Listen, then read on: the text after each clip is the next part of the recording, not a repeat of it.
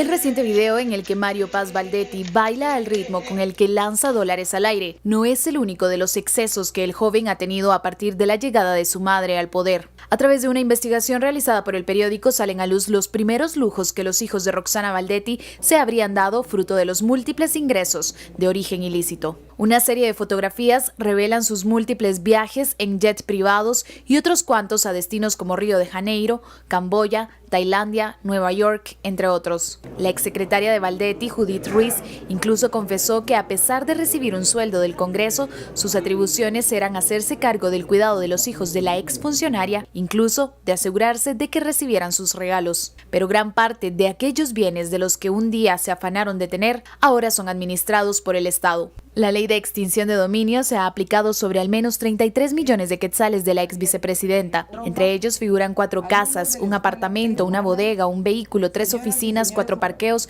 y 32 máquinas de belleza. Otras 8 fincas propiedad de su esposo Mario Paz se encuentran en este proceso. Lo que un día fue lujo, excesos y excentricidades, hoy forman parte de los múltiples indicios que la Fiscalía utiliza en contra de Roxana Baldetti.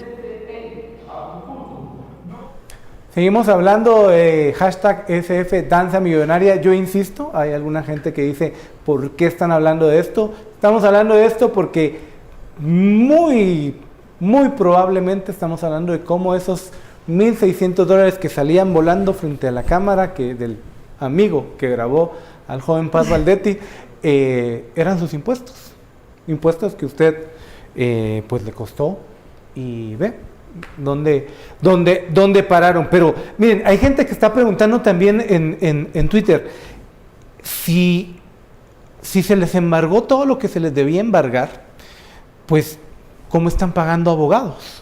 Que es un poco del discurso de Roxana Baldetti, ¿verdad? Que ya no tienen. Los abogados son muchos de ellos mega abogados, son audiencias que cobran bastante caro.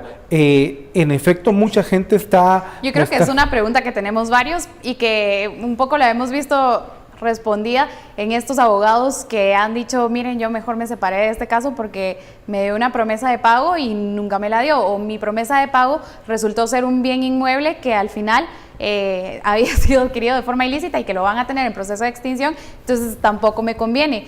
Hay un poco la respuesta que se ha visto en el tema de los pagos. Sí, estos billetes que salen en el video pueden ser fruto de los impuestos nuestros, pero ahora se abren también las posibilidades de dónde podría provenir ese dinero, porque ya con la acusación que entró de Estados Unidos en contra de Roxana Baldetti, se podría pensar que incluso vienen de México, de parte del sanguinario cartel de los Zetas. ¿Crees que pueden venir de los Zetas? Es que ahí hay de todo. Está mezclado ese dinero. Miren, como ocurre en cualquier organización criminal, ya quedó evidenciado que los recursos de Baldetti tenían, primero, un origen del narcotráfico, un segundo origen de la corrupción, un tercer origen del financiamiento electoral ilícito, que también se quedaba con tajadas del financiamiento electoral, y después, conforme empiezan las operaciones de lavado de dinero, establecen empresas y sociedades que generan actividad, y esa actividad empieza a generar réditos. Y entonces hay un cuarto grupo de recursos que es producto ya de, tiene un origen más limpio, porque ya son actividades económicas legítimas que, es cierto, se constituyeron con dinero sucio, pero ahí es donde opera el ciclo de lavado. Quizá un ejemplo que nos sirve para evidenciar los alcances de la responsabilidad penal individual es el contraste, y lo vemos en redes, entre el caso del hijo del presidente Jimmy Morales y este caso del hijo de Roxana Baldetti. En el caso del hijo del presidente Morales, la investigación arroja que el acto ilícito del cual él participa es el proceso de falsificar una factura con el fin de inducir a error a la administración pública, que eso en términos generales es lo que está tipificado en el delito de fraude. Quien recibe el beneficio ulterior de todas esas transacciones, que es la señora Abdi Estrada, a ella no la acusan ni de fraude ni de lavado de dinero. A ella la acusan de defraudación tributaria. O sea, y algunos dirán, ¿cómo así? El fraude, en la lógica jurídica del Estado, lo comete quien hace toda la artimaña para ocultar o para, inducir a error a la administración pública en el proceso de compra de las canastas. Entonces, digamos que quienes proveyeron las facturas son los que participan del acto fraudulento. Es Sammy y José Manuel Morales Marroquín. Luego, a Sammy Morales lo acusan de lavado porque entonces un dinero que él recibe producto de un pago fraudulento, porque se genera sobre facturas falsas, él agarra y se lo traslada a Mario Orellana, que es el padre de la exnovia del hijo del presidente. Y al final la beneficiaria ulterior es Abdi Estrada. Pero entonces a Abdi Estrada, ¿por qué la acusan? Porque ella proveyó canastas, ella recibe un beneficio, pero no pagó impuestos sobre ese beneficio. O sea, a ella no le estaban acusando el fraude porque ella no lo cometió. A ella no le estaban acusando el lavado porque ella no movió el dinero. A ella le estaban acusando, usted generó la renta final y no pagó los impuestos sobre esa renta, entonces usted cometió defraudación. Entonces, eso nos sirve un poco para explicar lo que les mencionaba el alcance limitado de la responsabilidad penal. Si el niño Baldetti se gastó el dinero, eso no es delito. Si él participó de los actos que llevaron a lavarlo, eso sí es delito. Y tampoco no creamos que su entorno está completamente limpio. Está el caso de Jorge Valcáceres. Jorge Valcáceres es la expareja de Paz Baldetti. Jorge Valcáceres sí está imputado, lo que pasa es que está prófugo, él es salvadoreño. Él está imputado. Salvadoreño, creo. Centroamericano. Él está imputado por asociación ilícita, cohecho activo y lavado de dinero. Porque a él, como no ha sido llevado a primera declaración, digamos que no hay limitantes en la información. Pero lo que se sabe es que a él se le acusa de cohecho activo porque él tenía empresas que prestaban servicios al Estado y a cambio de esos servicios él pagaba sobornos. Entonces ahí está el delito de cohecho. Segundo, que él prestó su nombre para la compra de uno de los apartamentos que veíamos en la nota que ya se le extinguió el dominio. Entonces él participó del acto de ocultar el origen y el movimiento del dinero. Y tercero, la investigación arroja de que él era parte de la estructura central que decidía cómo se movía el dinero, a quién se le pasaba, etcétera, etcétera, y por eso le tipifican asociación ilícita. O sea, la investigación logró probar, no solo testimonial, sino documentalmente, que el señor Valcáceres tenía una participación en el movimiento de dinero. Probablemente esa investigación no ha podido comprobar eso respecto de los familiares de Baldetti. Entonces, eso es lo que hace la diferencia porque unos sí los acusan y porque otros no.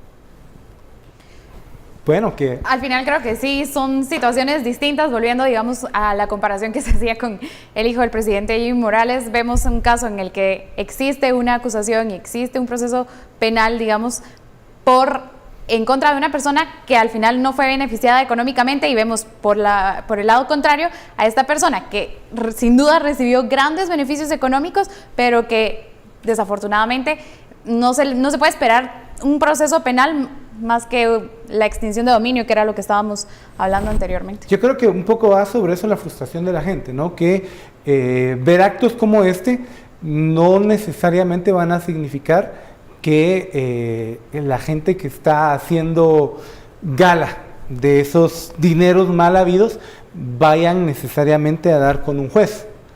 Obviamente hay mucha gente que está esperando saltarse muchos más procesos y ver a los responsables en la cárcel. Creo que es un proceso largo y complicado al final de cuentas, pero sí frustra. Creo que esto abona más a la frustración de muchos mitos urbanos que habían sobre fotos como las que vimos en los reportajes, esa de Pedro, el otro hijo de Roxana, junto con Mario Paz, con el Cristo del Corcovado, esa foto de los jóvenes en el jet, las historias que se saben de las discotecas en Miami, las visitas a la India, a Camboya, a China, que al final de cuentas estaban pagadas con los impuestos de los guatemaltecos. Así que creo que la Fiscalía, y lo otro que no sé con qué intención sale este video filtrado, si es para generar algún preludio, si es un mensaje en particular a alguien dentro de la estructura o es la venganza de alguien que tenía acceso a Mario Paz Baldetti y quería saldar alguna cuenta y que al mostrarlo a los guatemaltecos obviamente iba a generar algún tipo de daño, pues no sé si a Roxana, pero sí a la familia. Yo creería que lo que definitivamente hace este video es no ayudar a Roxana Baldetti, es decir, si en algún momento alguien todavía pensaba que Roxana Baldetti sí se podría sentir... Pero ese barco ya partió, creo que hace mucho tiempo sí, incluso. Pero digamos, al final esto lo que hace es abonar a todos estos procesos que tiene Roxana Baldetti y que incluso yo creería que esto podría ser un indicio, una prueba, pero eso por un lado. Y por el otro, creo que también hay como un sentimiento de, bueno, todo el tiempo Mario Paz Baldetti se sintió como, o manifestó este rechazo, digamos, hacia su madre, Roxana Baldetti. Incluso recuerdo perfectamente que cuando empezaban estos procesos penales en contra de Roxana Baldetti, salió a luz una publicación que él había hecho en donde decía que realmente no estaba sufriendo, que no le importaba todo este proceso en contra de su mamá, y lo veía como, no sé, algo tan natural que no le incomodaba y que por el contrario él pues prácticamente se dedicaba a disfrutar de estos placeres que le podía otorgar el dinero ilícito. Yo quiero hacer una propuesta, también para que no nos quedemos solo en el debate anecdótico del video. Como les decía, la ley de extinción de dominio tiene no solo el problema de la territorialidad, sino el problema del efectivo. Y por eso, ¿cuándo fue la última vez que vieron un billete de 200? O sea, si ustedes se ponen a analizar la tasa de circulación de los billetes de 200 en la economía guatemalteca, no va de acuerdo a lo que de acuerdo a los datos del Banco de Guatemala hay en circulante de ese tipo de billete. Tampoco no es que el Banco de Guatemala haya recogido billetes para reducir la liquidez, lo hubiera anunciado. Entonces, el hecho de que, digamos, hay una falta de circulación de ese billete en particular, nos lleva a pensar en la posibilidad que esos billetes, o una porción significativa de esos billetes, estén encaletados. Por todo el mundo, narcotraficantes, corruptos, lo que quieran. Una política que sería interesante explorarla. ¿Por qué el Banco de Guatemala no promueve un cambio de diseño en los billetes de 200? Como lo hizo el gobierno de la India hace un año. Es que hay propuestas de propuestas. Por ejemplo, está el modelo venezolano, que en el modelo venezolano los sacaron de circulación. Sacar de circulación los billetes de mayor denominación, eso sí es un desastre económico, porque ralentiza la economía. El modelo de la India fue, bueno, cambiémosle el diseño. O sea, en lugar de que sean azules, pues, hagámoslos verdes o amarillos. Pongamos no a los padres de la marimba, sino cualquier otra cosa. Sea. A Jimmy Morales. Entonces, a ver. Okay. El cambio de diseño que hace cuando se cambia el diseño de un billete, generalmente el Banco Central, que es quien los emite, da un plazo perentorio para que todas las personas que estén en posesión de los billetes del diseño anterior se aboquen a los bancos y hagan un cambio del billete viejo por el billete del nuevo diseño. Ese modelo le permitiría a la Intendencia de Verificación Especial tener un control de ese proceso de cambio de billetes. O sea, si resulta que yo, Philip Chicola, voy lunes y voy a, bueno, miren, fíjense que tengo 10,000 quetzales en efectivo en billetes de 200, cámbiamelo por nuevo. Y el martes voy por otros 10,000, y el miércoles voy por otros 10,000, y el jueves, alerta. Y eso puede generar una investigación, que no es muy diferente de lo que ya ocurre con los controles de cambio de dólares. Vayan a un banco. Y es dificilísimo hoy cambiar dólares. Sí, ¿por qué? Porque la Superintendencia de Bancos, precisamente como mecanismo para reducir el lavado de dinero, introdujo una serie de medidas de control al cambio de dólares en efectivo.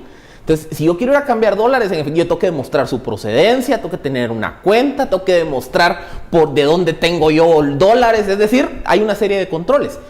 Con que se implementen controles similares en un proceso de cambiar el diseño de los billetes, se podría entonces generar investigaciones del paradero de las famosas caletas.